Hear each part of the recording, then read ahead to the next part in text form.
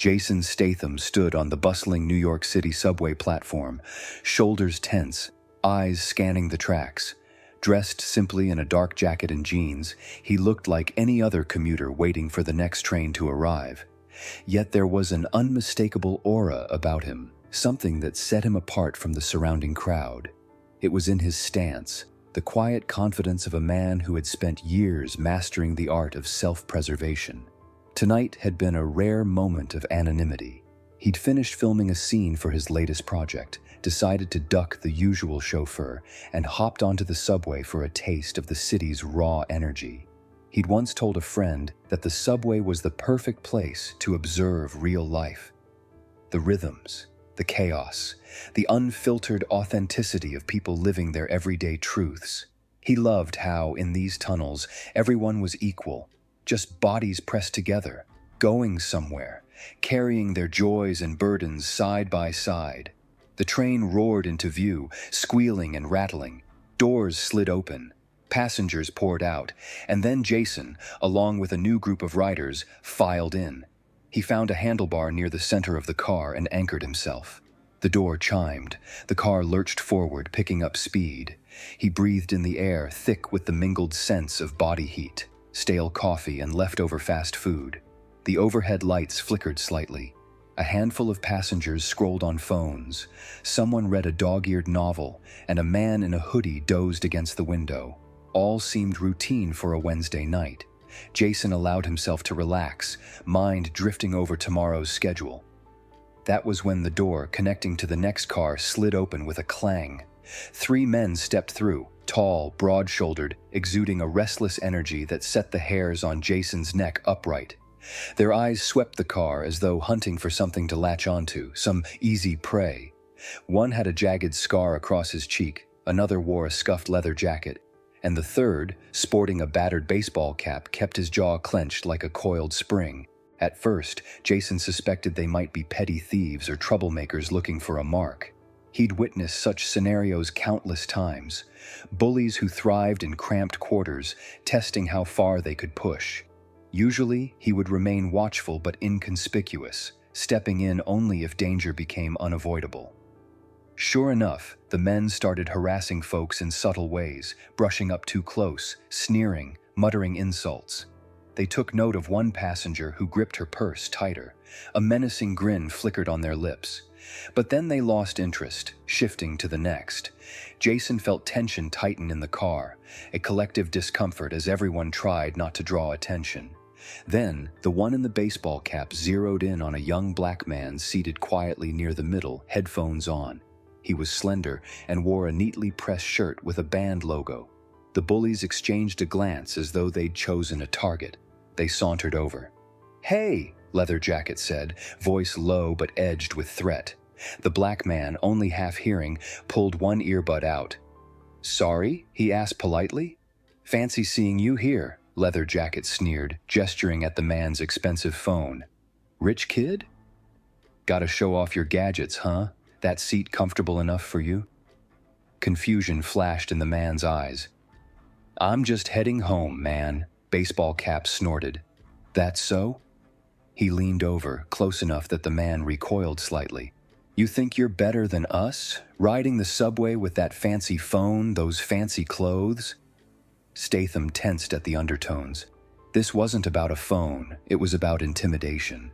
Something rancid lurked beneath their words, like they'd singled him out for reasons beyond petty robbery. Scar-Cheek stepped forward, crossing his arms in a show of force. Jason carefully shifted to get closer, heart pounding with the certainty that this was about to escalate. The black man glanced around, seeking help from other passengers, but found them all averting their eyes. That old story. Too often, bystanders freeze, uncertain how to intervene. "That's a nice phone," Scar-Cheek said, voice dripping with mock approval. "Maybe you ought to hand it over." The man swallowed. "Look, I don't want trouble. I'm just—" Before he could finish, Leather Jacket shoved him in the shoulder. The man's headphones tumbled from his ear, clattering to the floor. "Pick that up," Leather Jacket commanded. "Now." A hush fell in the car. People drew back. The black man tried to stay calm, stooping to retrieve the headphone. The moment he did, Baseball Cap slapped the phone from his hand. It skidded across the floor, prompting a new wave of gasps from the onlookers. Jason's anger flared. Enough was enough. He stepped forward, heart pounding. In a measured tone that cut through the tension, he said, "That's not yours to take." All heads turned. The three bullies looked at him. Scar-Cheek scowled, flicking his gaze over Jason's frame. He recognized him perhaps from his iconic roles or just from his unmistakable well-built stance. But bullies rarely retreat without testing the waters. "What's it to you?" Scar-Cheek snarled. Jason set his jaw, eyes flicking to the black man's phone lying on the floor. "He's done nothing to you. Leave him alone." Baseball Cap let out a harsh laugh, stepping to block Jason's path. "You might want to mind your own business, old man." A ripple of tension. Even in the background, passengers recognized that line was a dangerous one. Jason's eyes narrowed. He'd been called many things in his life, but rarely had he tolerated intimidation. "I'd suggest you pick up his phone and apologize," he said, voice level, "before this goes any further." Leather Jacket snickered. "Think you're a tough guy?" Jason didn't bother to answer. Instead, he angled his body, ensuring he had enough space to move if they lunged. The black man, still crouched near his seat, stared up at Jason with relief, though worry flickered in his eyes. He likely feared the violence might worsen. Baseball Cap advanced, voice rising. "Big hero, huh? You're messing with the wrong group, mate." The accent was tinged with a local roughness, a swagger that told Jason these men were used to scaring people without consequence. Jason exhaled, forcibly calm. "There's no need for a fight. Just let him be." Scar-Cheek scoffed, turning to Leather Jacket. "He doesn't get it, does he?" Then, without warning, Scar-Cheek threw a quick jab aimed at Jason's torso, but Statham's reflexes, honed by years of fight training, kicked in. He sidestepped, deflecting the blow with a swift flick of his forearm. The sudden motion in the cramped subway car caused passengers to gasp and scramble for space. The bullies blinked, surprised at how easily Jason evaded the strike. Leather Jacket cursed, swinging a sloppy hook. Jason ducked, pivoted, and tapped the man's chest with an open palm, pushing him off balance. Leather Jacket stumbled back into a metal pole, eyes wide with shock. It was clear this hero wasn't an average commuter. A hush followed, broken only by the rattling of the train wheels. Then pandemonium erupted. Baseball Cap roared, launching a second swing. Jason blocked it with a snap of his elbow, simultaneously stepping on the man's foot to stall him. With a precise twist, Jason maneuvered his attacker's arm, controlling the wrist. The bully winced, realizing he was pinned. Scar-Cheek let out a furious snarl, jumping in. Jason released Baseball Cap's arm just in time to block Scar-Cheek's wild lunge. He delivered a short, controlled punch to the man's midsection, enough to wind him, not to cause permanent damage. Scar-Cheek doubled over, gasping. Leather Jacket, regaining composure, tried to tackle Jason from behind, but Jason, sensing the movement, spun. He lowered his center of gravity, hooking an arm around Leather Jacket's torso and flipping him aside. The man landed on a seat with a heavy thud. Another series of gasps from frightened passengers. A few even cheered quietly, amazed at the fluid skill of this unassuming Brit who was systematically dismantling three aggressors. Baseball Cap, seeing his cohorts battered, hesitated. Then, in a final show of defiance, he lunged for the black man's phone again. Perhaps he aimed to snatch it as some twisted trophy, but Jason slid between them, slapping the phone out of the bully's grasp. In the same motion, Jason seized the man's collar, pulling him close. Their faces inches apart, he growled, "Enough." The bully froze, eyes darting. The battered looks of Scar-Cheek and Leather Jacket told him continuing was futile. Slowly, Jason let him go. The three men stumbled backward, panting and bruised. The entire car seemed to hold its breath. Jason took a step forward, pressing them without even raising his fists. "I said enough," he repeated. The bullies recognized they were outmatched. Scar-Cheek clutched his ribs. Leather Jacket massaged a likely sprained wrist. Baseball Cap spat curses under his breath but made no further moves. They hovered, humiliated, cornered by a single man's calm prowess. Then the train slowed, squealing into the next station. The bullies, exchanging a glance, realized their chance to escape further humiliation. Without a word, they shoved past the onlookers, stumbling onto the platform. The doors slid shut behind them. A weight seemed to lift from the entire car as the train lurched forward. Jason turned to the black man who knelt to pick up his phone. The screen was slightly cracked, but workable. "You all right?" Jason asked softly, voice carrying concern rather than the adrenaline-laced edge it had moments ago. The man nodded, swallowing. "Yeah, thanks to you. I appreciate it, man. I didn't think anyone would stand up for me." Jason offered a small, wry smile. "Sometimes you just need to let bullies know they can't walk all over people." A wave of relief and respect emanated from the surrounding passengers. A few murmured thanks. One older woman said, "Bless you," in a trembling voice. The black man shook Jason's hand, introducing himself as Darren. He looked around at the scattered watchers. I can't believe that just happened." Jason nodded, offering Darren a seat. "Those guys like to prey on fear, but you're safe now." He exhaled, scanning the train car. "Though I doubt they'll forget this quickly." In the back of Jason's mind, a voice whispered that such bullies sometimes nursed grudges. He'd made them look weak in front of an audience. Men like that rarely let humiliation go unanswered.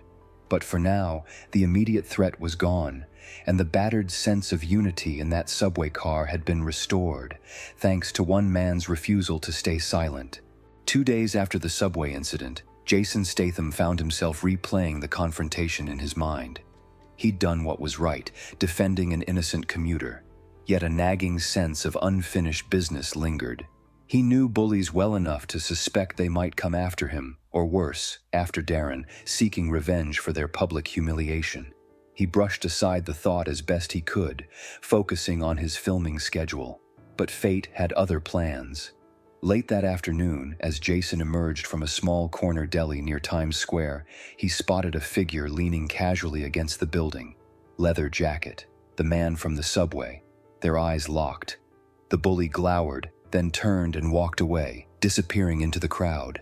That brief exchange felt ominous, confirming that they were indeed tracking Jason. He decided to remain vigilant, checking over his shoulder as he navigated the city streets, though he saw no further sign of the men. That evening, Jason called Darren. They'd exchanged numbers after the subway scuffle in case Darren needed anything. "Hey," Jason said, voice low. "How are you?" "Everything okay?" Darren sounded a bit rattled.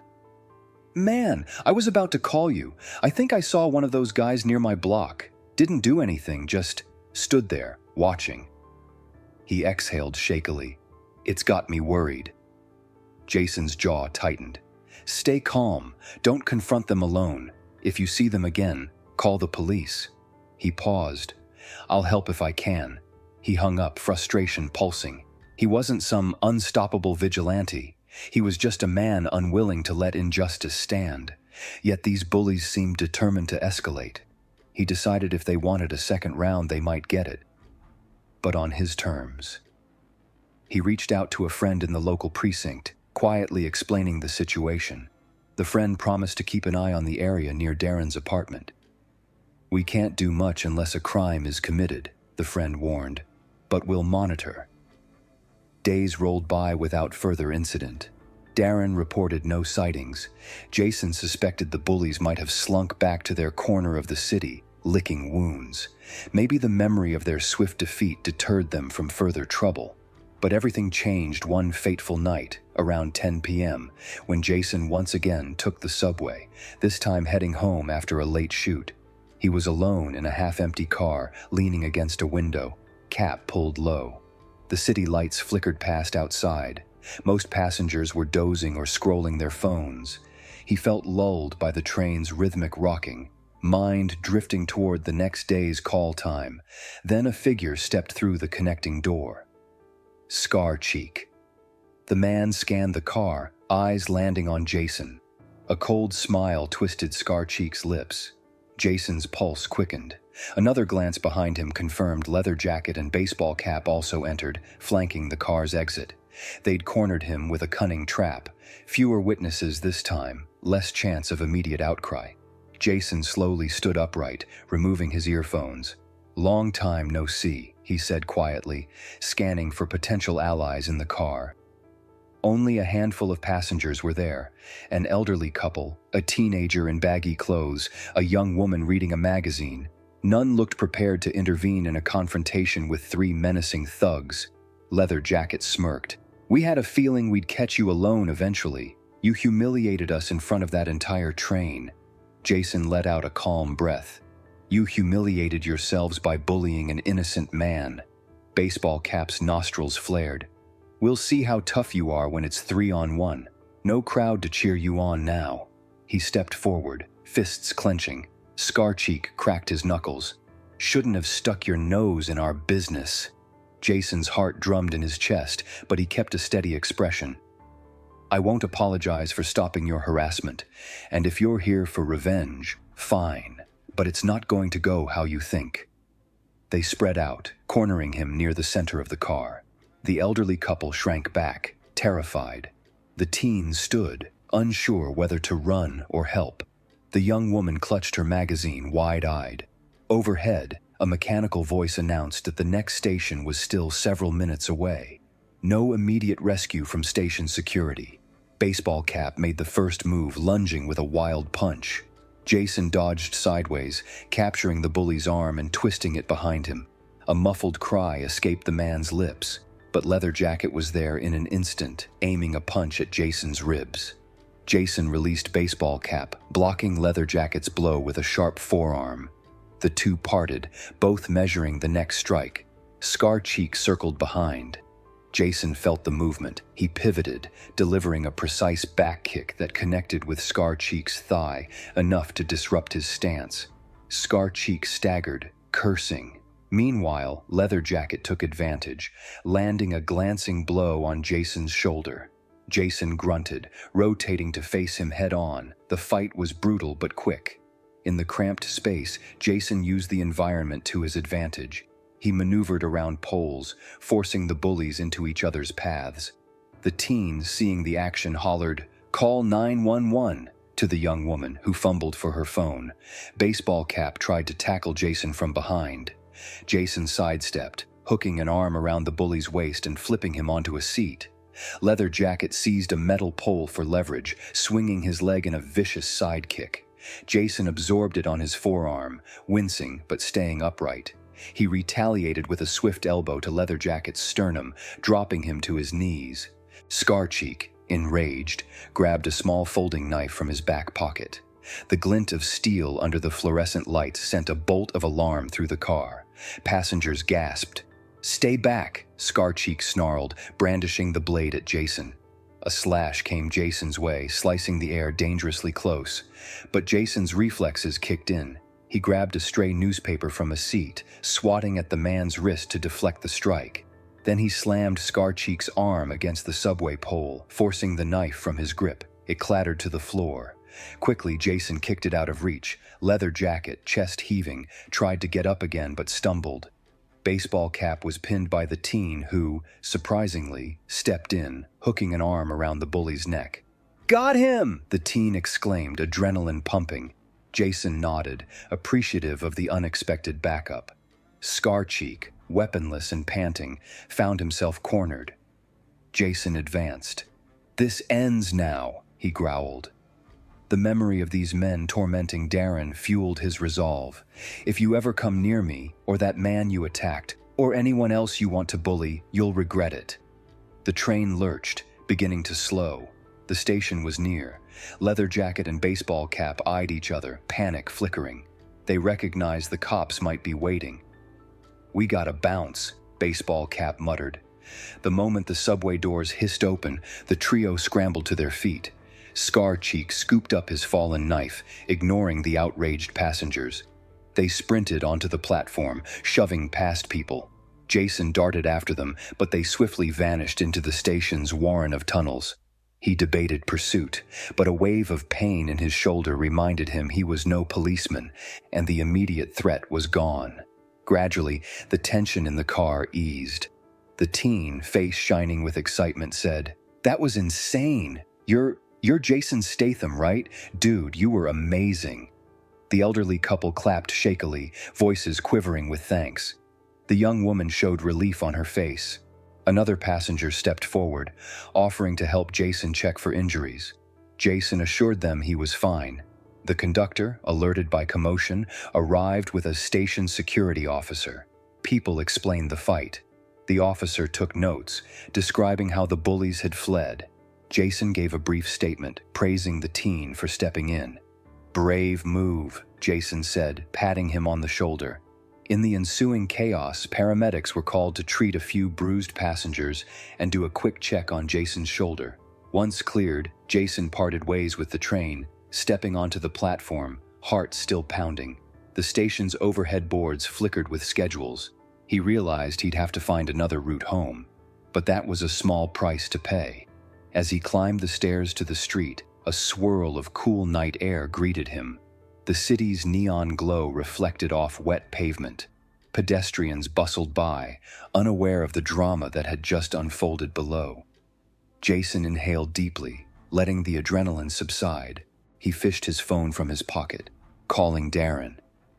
"Are you okay?" Darren asked immediately, voice laced with worry. "I just saw some news on social media about a subway fight with 3 guys. Are those the same punks?" Jason's lips curved in a faint smile.